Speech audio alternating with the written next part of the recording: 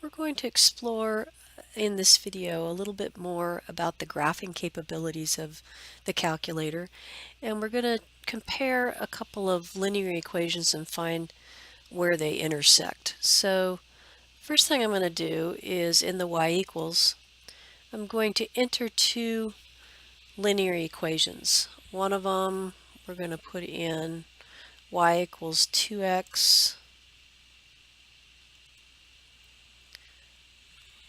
plus 4. And then in the y sub 2, we're going to enter in y equals negative 2x subtract 2. Now notice after I type both of these in, the equal signs here, both of them are darkened. That means that both of these graphs are selected to graph. If I wanted to just graph one at a time, I could cursor back over onto the equal sign of either one of them. So let's get onto this second one and press enter. So if I press enter and then move off of that equal sign, you can see how the second one's no longer darkened. That means the first one is the only one that is selected to graph. So if I hit graph right now, only the first line that I have typed in will graph. If I go back in to the y equals and actually turn the second one on again, so if I move down and move over to the equal sign and press enter and hit graph again, then both of them are going to appear in the graph. I can also, if I move all the way over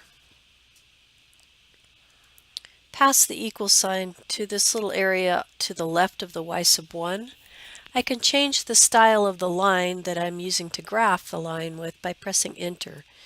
And it kind of toggles through several different things. Make the line thicker. I can shade up and down, up or above the line. This one's kind of a little bubble that kind of bleeps along in front of the line. So let's try that one. Let's see what that one looks like. I'm going to select that one. And then when we hit graph, the two lines, the first one's going to have this little bubble kind of tracing in front of it. And that way I can kind of tell the difference between the two lines. And of course I can also tell the difference between these two lines because one has a positive slope going uphill and the other one has a negative slope going downhill. So that's an easy way to tell the difference. If I wanted to find the point of intersection where these two lines cross, I would have to use the calculate button up here above trace, and so that's the second function, trace.